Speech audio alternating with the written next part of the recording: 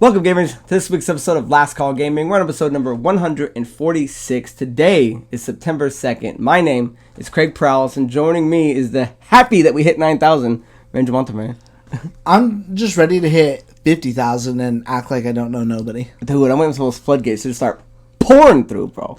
I want us to get super successful and then quit like right at the peak. Hey, that's the goal. That's the goal, guys. So if you are joining us today on the YouTube channel, guys, make sure you guys like, comment, subscribe, share, and hit that notification bell to be caught up to date with all of our latest videos.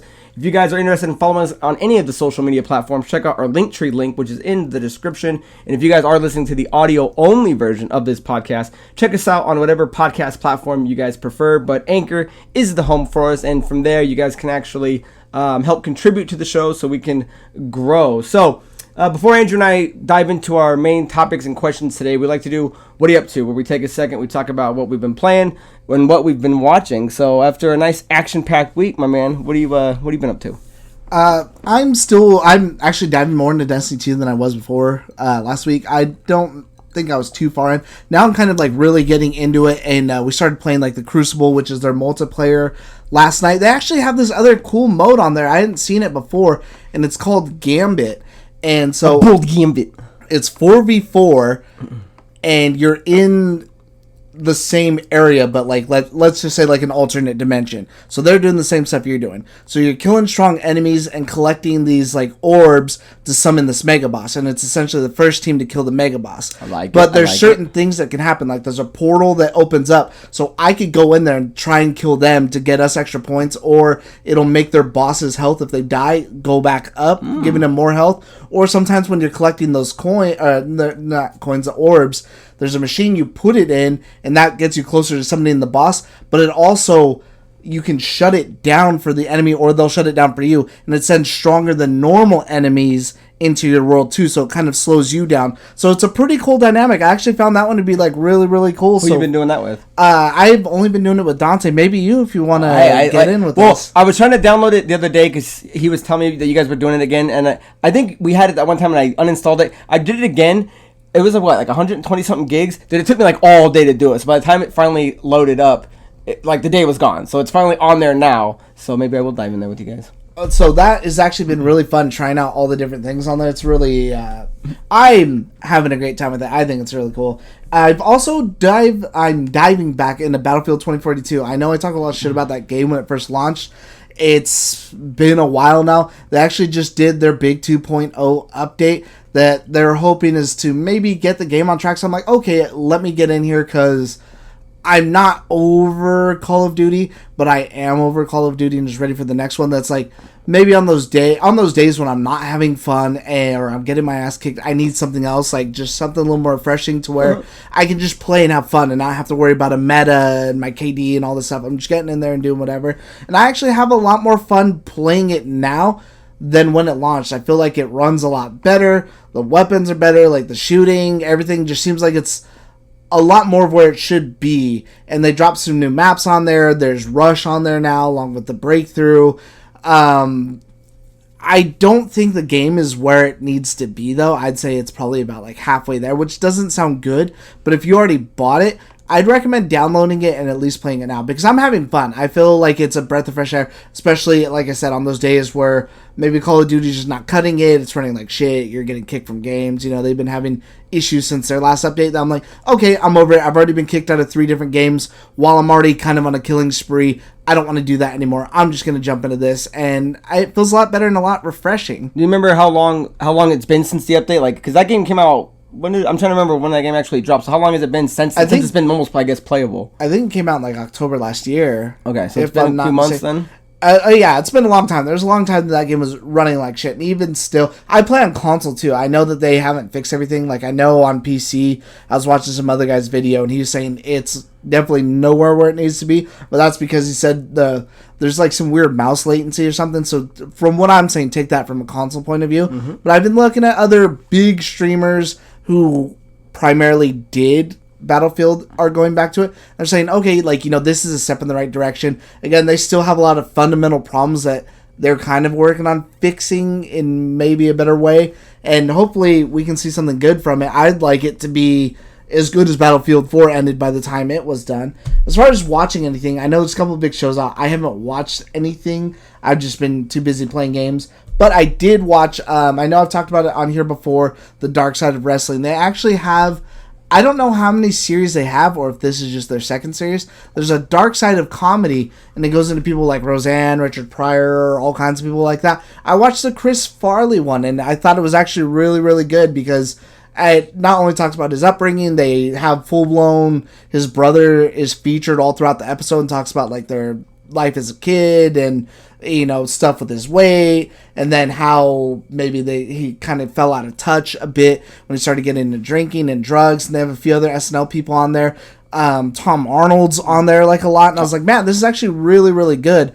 I think the only thing I would have liked to see is maybe a few other, because they have like Chris Kattan, so maybe it would have been nice to see like something from David Spade in there. I'm like, you could, because especially when you think Chris Farley, you think of David Spade because of their movies. You couldn't get him for like 5-10 minutes unless it was too hard for him. I guess I get that, but other than that, phenomenal. I definitely recommend checking it out, especially if you're even remotely interested in Chris Farley and his work.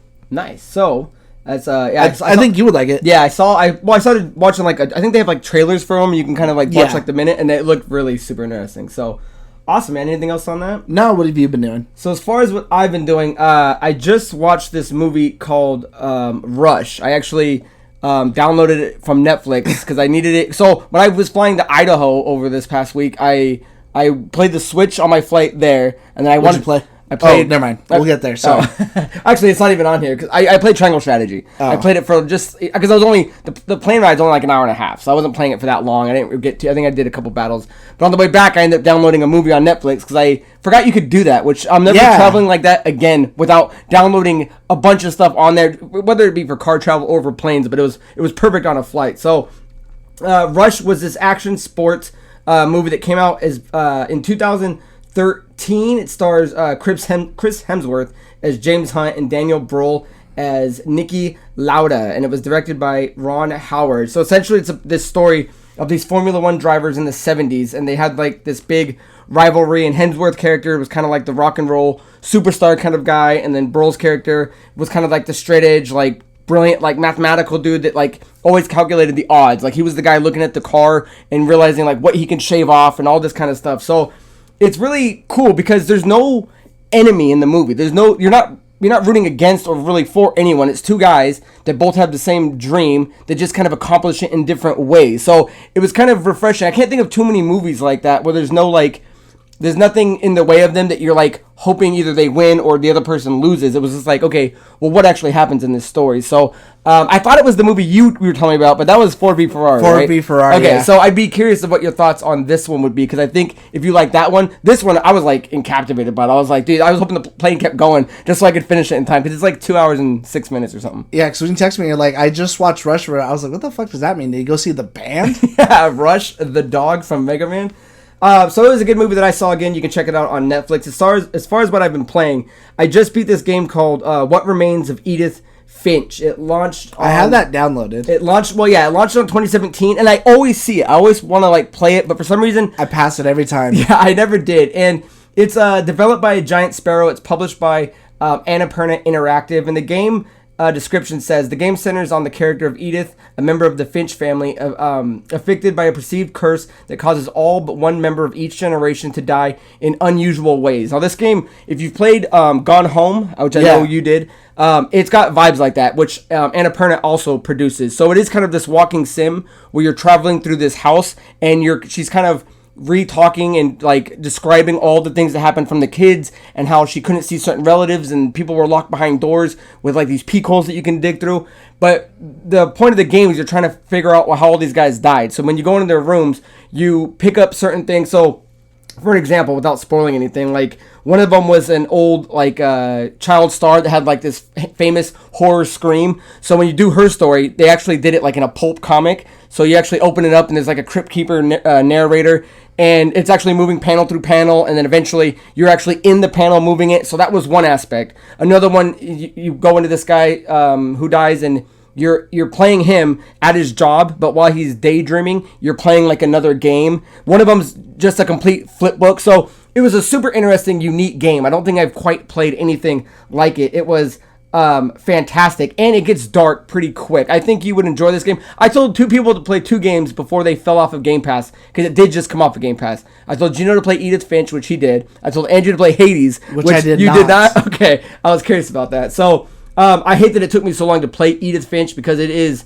kind of a one-of-a-kind game. If you've got a chance to play it, and I don't think it's too expensive. So even if you did miss it on Game Pass, I don't think it's more than like $14.99 or $20 or something like that. Did you thaw it? I thought it. Yeah, I followed a Maka's guide for a couple of the missables. Maka. And it was good, and it's not that long. It's about maybe 2 hours if you're not playing with the guide and you're really just kind of exploring everything. So check that out. So guys, leave down below in the comments what you've been playing and what you've been up to and how your gaming credentials are improving. So with that down and out of the way, guys, let's move into our main story, and that is that Halo Infinite roadmap has been revealed, and it is causing some complaints within the community, mainly with it being pushed back further and further. It seems like every time Halo kind of sets this milestone, it just gets pushed back, and it's causing a lot of frustration because people are waiting for the new content. In a game that has solid gameplay, what it lacks is solid content. So the Season 2 that we're currently in was originally supposed to run from May 3rd to November 8th. So that's got pushed back. So now what they're doing to fill that gap is they're doing what's called the Winter Upgrade, which is going to take the spot at that November 8th, and it's going to run all the way to March 7th, and it's going to incorporate a bunch of things, and Andrew and I will kind of pick out and explain more. And now what they're doing is they're pushing Season 3, which they're calling Echoes Within, back to March 7th through June 27th of 2023. So at this point, Season 2 is going to be running for about 10 months, which is very unheard of because, as Andrew would know more than I, most seasons run from 3 to 6 months or so. But let me just do this real quick here. So so before we dive into this, Andrew, I just want to ask you. So do you think Halo is even going to be able to survive these constant pushbacks? So in other words, do you think people are willing to actually wait till November and let alone March? Or do you think at this point Halo is just losing its core audience and it's just going to be guys like me and Dante still playing it and stuff like that? Do you think they've lost what made it magic and the players that were dedicated to this thing?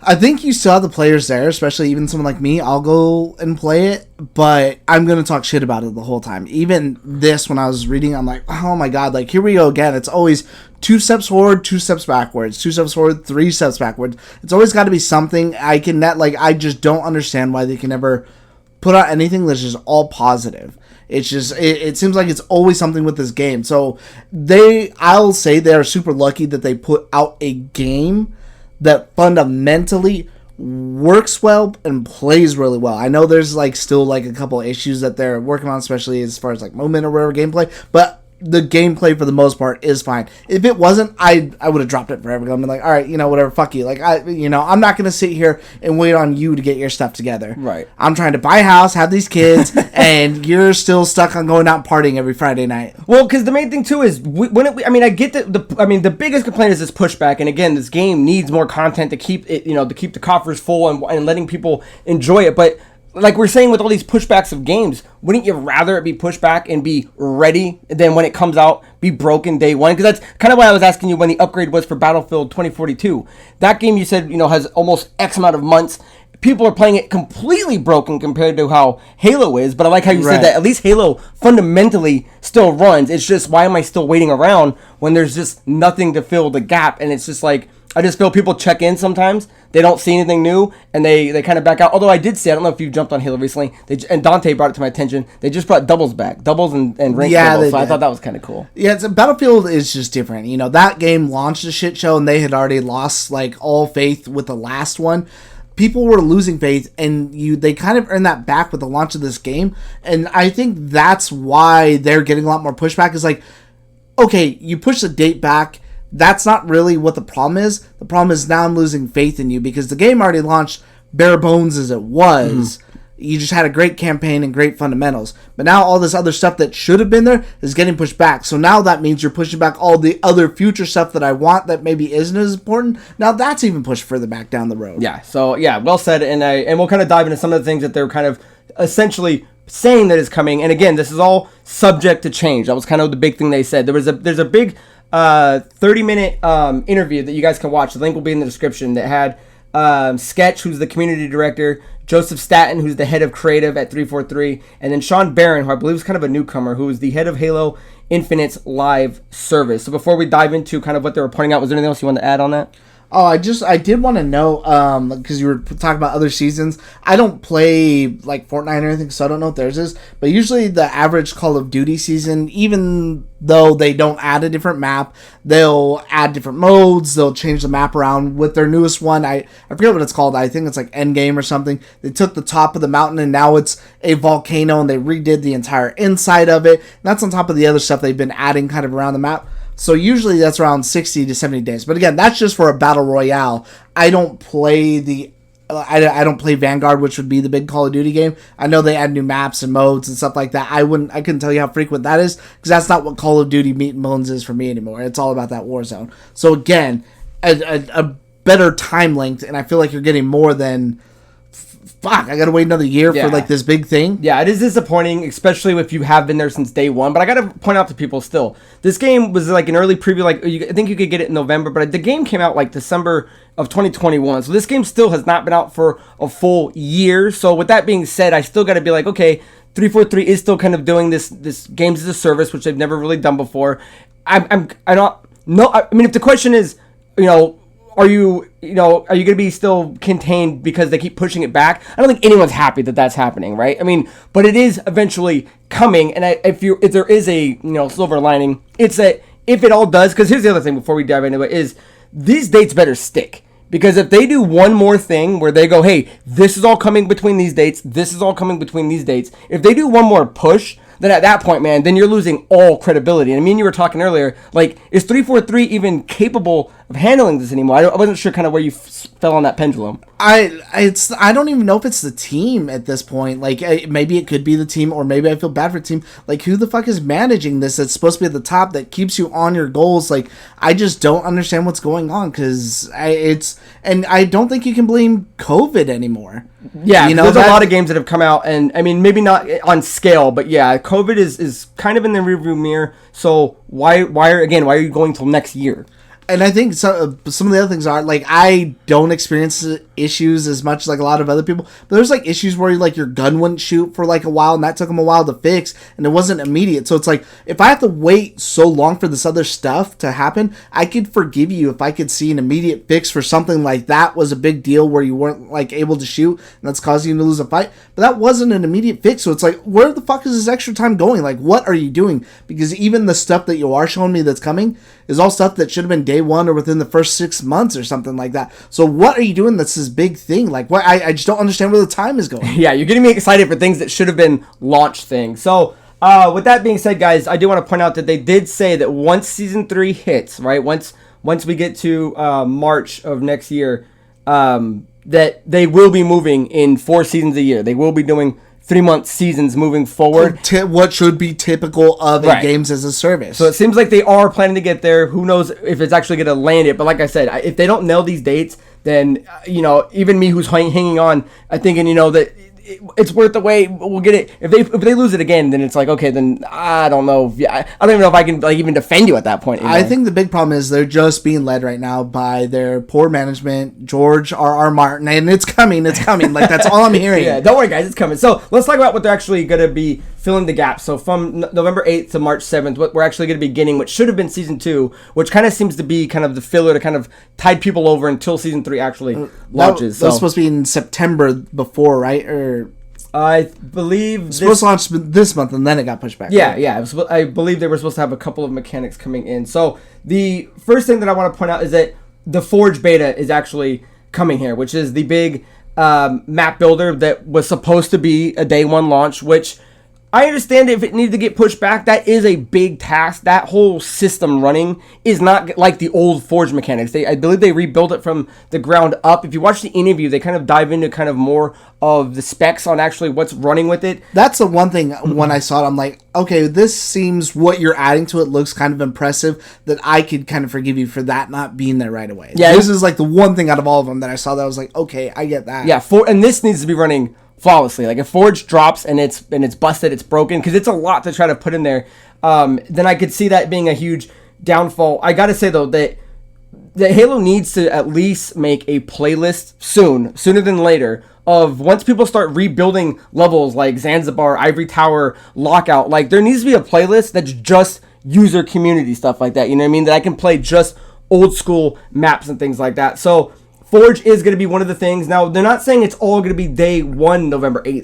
This is all supposed to launch between November and March. But like I said, this better be sooner than November than it is later, to March. Yeah. So, I don't know. Anything with Forge that you're looking forward to? Do you agree that there should be a playlist that's dedicated to just community maps? I would like to say that. I think that's how you get some of the funner game modes. I think one of my favorite ones that I mean, that's how you ended up with Fiesta, was stuff like that from Forge. I think that's one of my favorite modes from the last Halo is the capture the flag on Fiesta, where you have two flags and the map only goes like this. It's just a straight down, and you run into each other, and so you're just all you're doing is just running relentlessly at each other, trying to kill each other and grab the flag. Even if you get the flag, you just have to get all the way down and it's just one lane. And that to me was one of the most extreme times I've ever had fun. Yeah, so Forge is the biggest thing that I know they need to get right. So the next thing that they pointed out is that they're going to be doing a smaller 30-tier battle pass. And what they were saying in the interview is that, you know, that it's not as big. They can't do as big 100 battle tier pass like season 3 will have, but they wanted to have something that's smaller, and this one will be free all the way across the board, so there is no paying for it. And what they're trying to learn from this one is like, okay, we're going to be incorporating all these new things. We're going to be learning about new like unlocks. They're going to be doing gear from like Reach and things like that, but they're like, we don't want anyone to pay for it, and we also want, if you've already maxed out your battle pass, here's something new to at least fill the gap. So I do like that there's something there to at least, you're not necessarily waiting till March with nothing new to do. You at least have a new pass to do it, but again, it doesn't make up for the season being pushed back, but it is, I think, a neat filler, maybe. It's interesting, but I still have the fundamental problem of like, well, what entices me to like win or even do better? I'm not getting rewarded for it, so I get the same amount of points no matter what. I feel like that's something they need to address and maybe kind of work in. I know they're talking about doing some sort of XP and they're going to put it in beta that goes with this, that like even if you're just in a match, you'll get points even if you're not doing like the challenges and stuff. It's like, okay, what if I drop 20 kills though? What if I'm the guy who captured 6 flags? Yeah. Don't I deserve a little bit more? Don't I deserve love? So they actually did kind of touch on that briefly. They said that they are, this battle pass is going to focus more on what you're doing via how you play. So you are going to be rewarded more with XP, because yeah, the match XP beta is going to be there. So now you are going to be earning XP every match, because eventually on season passes, like when you do your challenges, there's no more XP, you're just playing. Right. So there will be match XP that gives you XP consistently, but they did say there are going to be things for winning. There are going to be new things for how much time you're actually investing into the game. So they didn't really dive into it, but if that being your concern, it seems like that is something that this particular battle pass is going to address. And then whatever they can kind of mine from the data, I think they're going to incorporate into next season's battle pass. Yeah, that's what I was hoping for. I'm like, okay, I need something a little more than vague. I'd like specifics. Yeah, I need the specifics. So the next thing that they point out is that they are going to be adding 2 new maps. They're going to be doing the maps that are Detachment and Argyle, and they said that these are maps that were completely made in the Forge in the system development. So we briefly kind of saw them. They look like Halo maps to me, but they stand out. I think they look better than the ones they added from season 2. I don't care too much about the maps, like we were talking about before. I'm more interested in the lore behind the multiplayer. Right. Now, I thought the maps looked good. I like them. Again, I don't understand, especially because they're in a jam the way that they are. Well, I cannot fathom why it's so hard to, okay, here's 2 maps, and we're going to take 2 legacy maps, 2 Lockout and fucking something else. I don't care. It doesn't matter. And we'll give you those 2 on top of it, just so it feels like you're giving more. Those maps already made, proven to work, drawn up. You know how they should play and how to work. And make it work for the 4v4. Make it work for the big team fucking battle. Like, I just don't understand why that's not... Whoever's not there, like, okay, here's how we can make up for it. The work's already done. Yeah.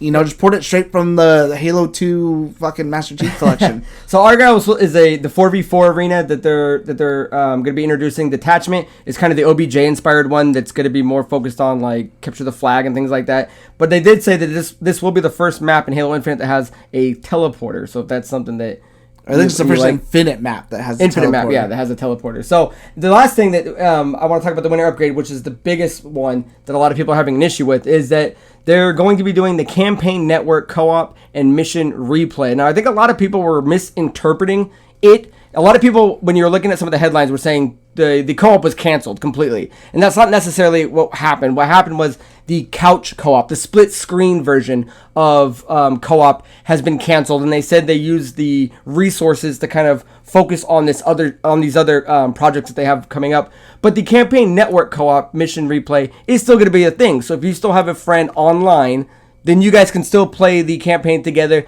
And there was that flight recently that a lot of people partaked in, and they said it was awesome. It does suck that the split co-op screen is going to be out. It's been a staple since Halo 1, but at the end of the day, I'm not losing much sleep over it. I mean, it's unfortunate that it's not an option anymore, but I mean, if me and you were to play the co-op, we wouldn't be doing it couch. So do you think it's a huge missed opportunity, or is it just kind of people crying over spilt milk? I think it's a huge opportunity, specifically because after the outcry from the last one, they said the next one's going to have it. It is something that we're going to do. And there are lots of people who still do play it. I'm not, and I'm of the mind like you, like, oh, I could care less. Like, it doesn't matter to me. That's not how I'm going to play it. But when you promise something and you say you're going to deliver something like that, just to outright cancel it, and I don't understand why they can't do it, because you can play split screen multiplayer, and even now and I wonder if it's a matter of how the consoles work, because you can I watched a video of it earlier. This guy's able to rigmarole the menu and stuff like that, and he made it so that way you can do split screen co-op for the story. And he had two controllers and it was working. He didn't get so far into it that I could see him like do a mission, and maybe that's part of the problem or something. I don't know, but he was able to make it work and move around and shoot and do, kill people and do whatever. So I don't know if maybe, okay, obviously it works on the X. Is this a problem with, well, we don't want it to work on the Series X and then not work on the Xbox One? I didn't think about that, yeah. So I was like, is the Xbox One holding this back in maybe that sort of capacity? In which case, I wouldn't have even been mad, or the obvious solution would have been like, we're going to have split screens co-op. Unfortunately, we can only make it work on the Series X. If you have an Xbox One, we're sorry.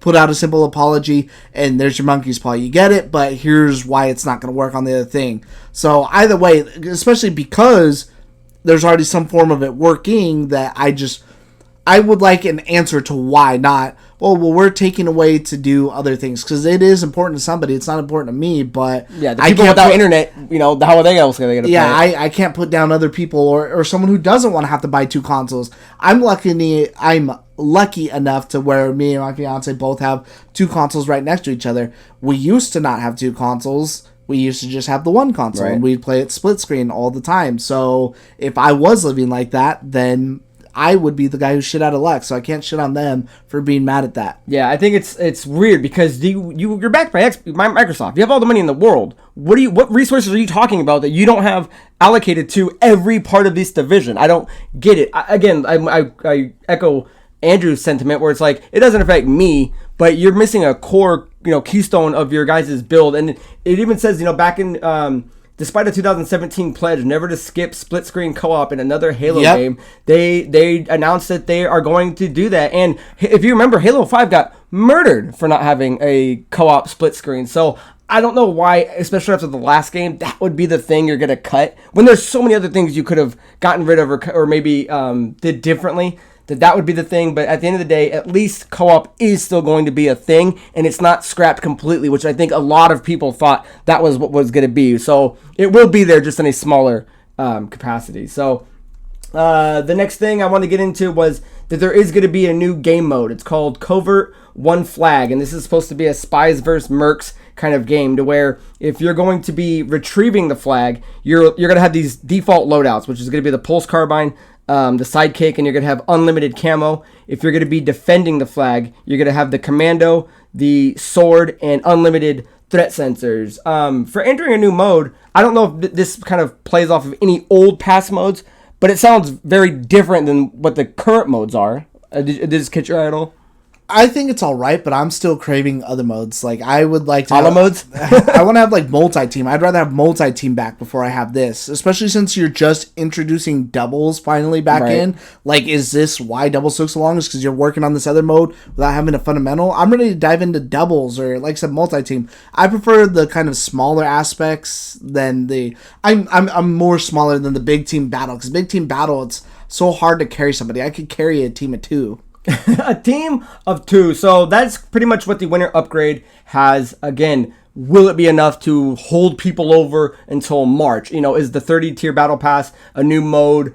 Co-op finally being able to do something you can do. Will that be enough to fill the void? We will see. But come March 7th, when Echoes Within starts, the interview kind of briefly discusses this, so we won't really dive too much into this. But here's what will be coming, is that they are going to have a new 100 tier battle pass, which was kind of obvious. They are going to be doing a custom game browser, which is kind of going to tweak the way the UI and the UX are, because right now it is kind of ugly. It is kind of jumbled. Yeah, it is kind of like an antiquated version of why things aren't catching up as fast. Like, even in MCC, when you're in a queue, I feel like it's infinitely better than anything Halo Infinite does. Yeah, I felt like that was a lot more streamlined. Yeah, so that is going to be 2 things that are coming. They're also going to do 2 new game modes, which they're calling VIP and Escalation. They didn't really give any details on that yet, but those are coming. There's a new equipment that's coming, which I thought looked really interesting. It's called the Shroud Screen. So the picture should be popping up. It's this blue kind of bubble, which essentially ammo, gunfire, and grenades can still go through it. No one can see in it. No one can see out of it, and if you are inside of it, you cannot be detected by radar. I think they're overdue to be adding a new equipment, and I like that it looks like it's so much different than any of the other ones. I like that it's something I didn't know I needed. It's pretty much it's a futuristic smoke grenade. Yeah. And I'm just like, damn, that's really cool, and I never would have pictured, like, okay, in the future, how would a smoke grenade? That makes perfect sense, and where I'm like, you know what, that's actually a really cool idea. Oh man, that water. As far as how abusive it's gonna, I mean, we'll have to wait and see how it works when you actually play it. But in theory, it sounds cool. Yeah, I mean, do you like the color though? Couldn't the color instantly just kind of telegraph where someone's out, instead of being maybe a light, like something that could have maybe matched the color, a gray, a brown, or something? Well, now coming off of Battlefield 24, that's the point of a smoke grenade. You're out in an open field. That's the double-sided. They can't see you. You can't see them.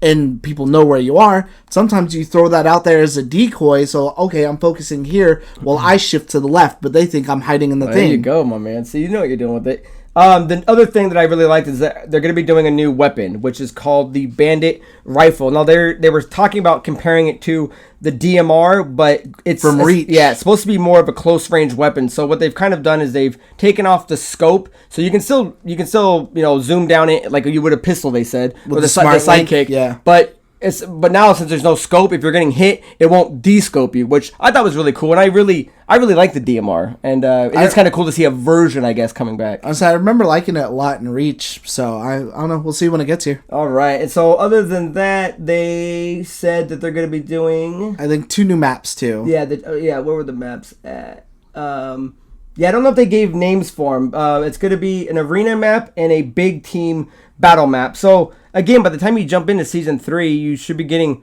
4 new maps. But again, though, is that enough? And then even still, is that your preferred game mode? Because technically for me, that would be 2 maps, because I don't like playing BTB. I will, but it's not my I can't even remember the last time I jumped in BTB. It's all arena, so technically you and me are both just getting 2 maps out of however long. Yeah, so overall, Andrew, just kind of, recap. We know the biggest detrimental thing to Halo Infinite has just been the delay, the lack of content. But it's seeing what's on the horizon, and again, if these dates stick, do you think that's enough content that by the time Season 3 kicks in early next year, it's enough to maybe grab back or bring back anybody that either left or was looking forward to it? And if their statement of moving into 3-month seasons, I mean, do you think Halo could be a return to form and rival, the big dogs? Or I don't think. How do you look at it? I don't think this season pass is, or up until Season 3 is going to move the needle at all, really, for anybody. I think when Season 3 launches and then they come out with that plan, they better come out guns blazing with maps, modes, whatever. I think that's going to be the real telltale sign. For right now, they kind of, I don't want to say get a pass, but they could easily cruise from here to then. Nice, yeah. And again, I just got to point out to everyone, this is their first time doing it. The game is less than a year. We've forgiven other games that have lasted a lot longer. Not me. Who have done a lot worse. I'll crucify you day one. So, guys, that is our main story. We're going to move into... leave your thoughts down below of how you feel about this. Because, I mean, we've already put so much time into this. There's so much more to say. Right. And if more comes out, the more we'll talk about it. But we're going to move into questions of the week. Now, guys, if you want to submit a question for Andrew and I to answer on the show, you can... email us at lastcallproductions@gmail.com. You can leave your question down in the YouTube section down below, or you can hit me up on social media at Craig Perales on any of those platforms. So let's move into it, Andrew. What say you? What's that medieval thing that was back there? I was kind of looking at that ad. Medieval? I'll look at it here in a second. So the first question comes from Jacob L. And they write, did you see that Game Pass finally revealed more about its family and friends offer? This looks really cool and a huge plus for Game Pass. Do you have your group picked out yet? So, yeah, I just want to read real quickly to catch you guys up on, because right now it's kind of in its like testing and beta stuff. So this comes to us from IGN, and it says, Microsoft has finally revealed the long-rumored Xbox Game Pass Friends and Family plan just days after a logo leak all about confirmed the new subscription tier. Xbox announced that the new plan, which will allow subscribers to share up to 4 other friends and family members, is being tested in Ireland and Colombia, where it will cost €21.99 per month and 49,900 COP, which is the Colombian peso, respectively. Friends and family plan members will gain all the usual benefits of Xbox Game Pass Ultimate, which includes cloud streaming and a rotating selection of games. While pricing details haven't been revealed in the US, it figures to be roughly $10 more than the current Xbox Game Pass Ultimate plan, which is currently costs $14.99. The plan will allow users to share the cost among multiple people. So yeah, this was kind of a big debate of what was the cost going to be. You know, was this thing, if we're already paying $15 a month for the Game Pass Ultimate, which is a great deal for what you're getting, you know, how much more was it going to be? Were they going to double it and make it 30? I think they're almost kind of under. I mean, I think you're getting a great deal, $10 more to add 4 more people, which collectively is $5 a head. Did it say Colombian peso in that article, or you knew that was Colombian peso? Because I was like, what the fuck does COP stand for? Oh, no, it's just currency that I remember. The Colombian peso. I had no clue. I had to do like the translate into like, I was like, how much money is that in American? No, I don't know why it stands out to me. There's just certain ones like francs and stuff like that I recognize. Well, I would get that. I was like, I've never seen COP, but no, I think that you're definitely getting bang for your buck, because if you break that down, it's $5 a person that you're sharing that with for however, you know, there's so many games and so many things on there. Yeah, one of the things too was kind of the trick around it was you could make 2 people like Andrew and I, you could make each other's your home Xbox, which essentially would give the other player Ultimate, and any games you bought would go to the other system. We were talking about it earlier. I don't know if they would get rid of that per se, just because this kind of now negates it. You know, this kind of like now, like why do that when now you can have 3 more people and pay a quarter of the price? But it seems to be a move in a very user-friendly way. You know, I mean, it's not trying to charge you an arm and a leg to do. So I am curious though, do you think the home Xbox was still going to play any type of role? Because what they're saying is the main Xbox that everyone has to attach to is how friends and family will be able to get it. Oh, I have no clue. I don't think so. I don't know. We'll have to wait and see. All I know is after I read that, I was like, damn, and Sony's over here with their shitty like pricing plans, and I was like, makes perfect sense. I'd upgrade to that, no problem. Yeah, there's a thing in the article too that I'll leave in the description that says if you've got 30 days left of Game Pass, whether it be Ultimate, PC, Gold, how much that converts into days to the Friends and Family Pass. I won't read all of those, but you can check that out if that's something you're interested in. But as far as the end of his question, because you and I were kind of talking about it too, is do you have your group? Is there anybody we would naturally kind of bring into our fold? Because it's been me and you for a couple years now. I don't know if Geno and CN that'd be something they'd want to do, or I don't know, or if we would keep it more the girlfriends. I think so. I feel like that's kind of what you have to do, especially because I usually end up playing with them before I'd play with a lot of other people. Is that what you were talking about? The medieval thing that kept popping up? Yeah, the ad over on the side. So there's an ad on my laptop that keeps kind of triggering the advertisement, so that's what caught it. It got me. It looked cool. Yeah, so I got to say, man, it's a good move. They are testing it in Ireland and Colombia, so maybe the Brothers Take, who I believe are all in Ireland, maybe they can shed some light on how it's kind of working. So maybe they might do something. So check them out, guys. The Brothers Take. They're my Ireland boys. So anything else on that, Andrew? Nah. So let's move into our second question from BJR. And they write, is Konami making a comeback? It seems they have slowly been getting back into their IP of games and showing interest in things like TGS. So this one kind of skipped past me. Andrew sent me the article. So, and this comes to us from Gamatsu, and it says, Konami has opened its Tokyo Game Show 2022 website and announced its games lineup and live stream schedule, including an unannounced title from Konami and several new titles from partner companies. The unannounced title from Konami, which will be presented in a stage event on September 16th, is said to be an entry in a world-loved series. So, I know you were kind of dwelling on this. What do you think about Konami coming back and the surprise game? I'm really excited about it because I love Konami games. They showed their lineup. I'm like, okay, not everything on there is for me. The big other rumor right now that they're going to be showing at the show, that's come from a lot of places, is that Metal Gear Solid 1, 2, and 3 remaster, so not a remake or anything, just a remaster, is going to be available, and it's going to be available on all consoles. And Xbox, we have not had Metal Gear Solid 1 yet. We had that collection before that came with 2, 3, and Peace Walker, but no 1, so I would definitely get back into that. As far as what I hope that game is, I'm kind of torn because Silent Hill's big, and I feel like maybe that's a safer bet, especially because Resident Evil's doing so well right now. You have Dead Space and all that coming back, so I don't see why they wouldn't do a Silent Hill. I'm hoping it's that Metal Gear Solid 3.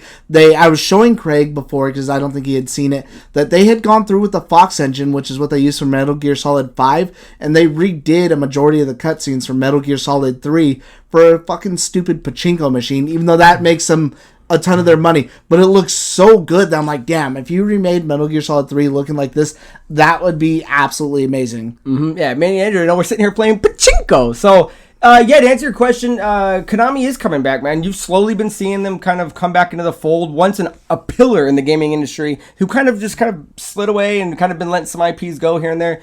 You have been seeing them do Castlevania collections that are recently. You have been seeing them doing Contra collections again and things like that. So they are coming back. The Metal Gear Solid is obviously one of the biggest things that they've got. I think I'm with you. You said Silent Hill, right?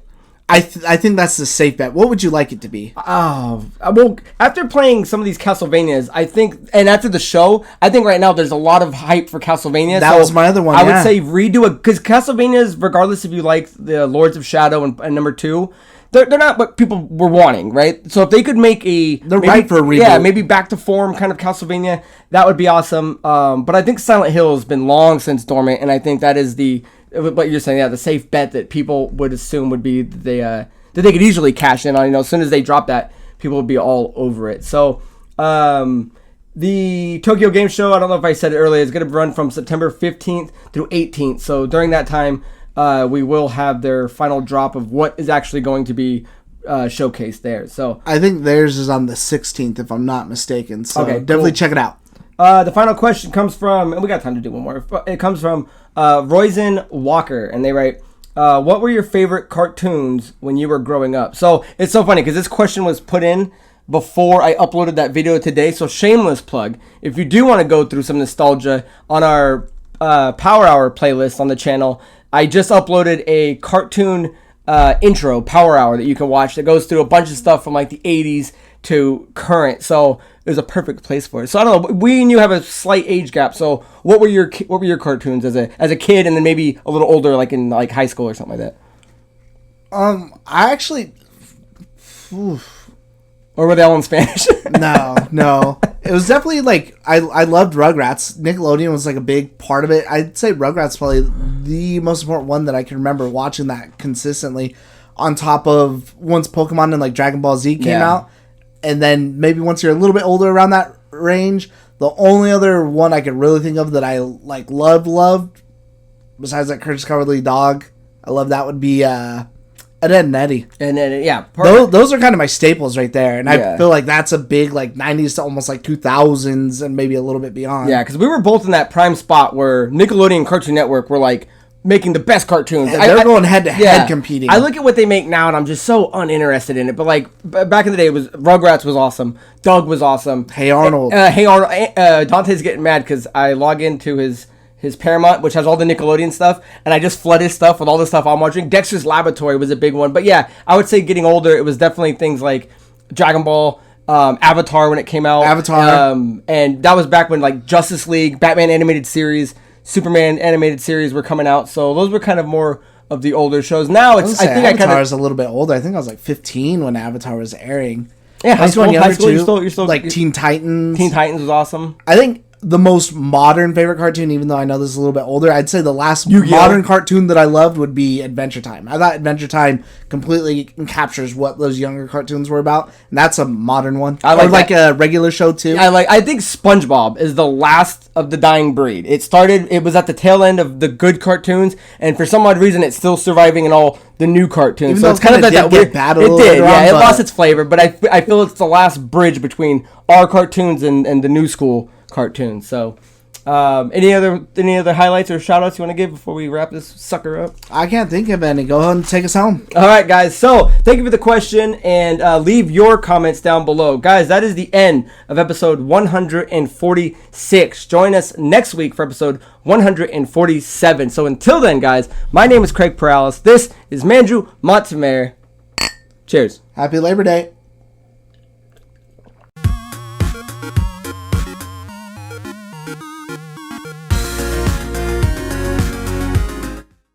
That lunch combo I had to wait 10 minutes for like the thicker one. I'm like, no, do you just have a pepperoni pizza ready? He's like, yeah, sure, let me go and get it for you. Comes over, brings it to the window, hands it to me, takes my card, comes back, and is like, all right, that was $8.07. And I'm like, what the fuck? I'm like, are they not $5 anymore? He's like, no, they haven't been for a while, man. And I'm like, I always thought isn't that their biggest like advertisement is a $5 pie to go? And when I was looking around at the thing, I'm like, I thought I looked online earlier, it still said $5. Or if you do even get there for the lunch special, you get the lunch and the soda for the $5. So I was fucking pissed too because they cheese you. I don't like their food. I'm like, dude, that definitely is not worth $8. My other friends always. Wait, so what is it? What is it now? It's $7.99 or something. $7.99 and it's $7.56, and with tax it comes out to $8.07. And the other lady's like, oh, well, they must have charged you wrong because I went there like 2 weeks ago. It was $6.56. So they just raised their prices again from $5 to something else now. And I'm like, bro. Little Caesars, bro. They're doing the streaming model. They get you at the low price and then they fucking stack it up. And the next thing you know, you're paying $10 a pie.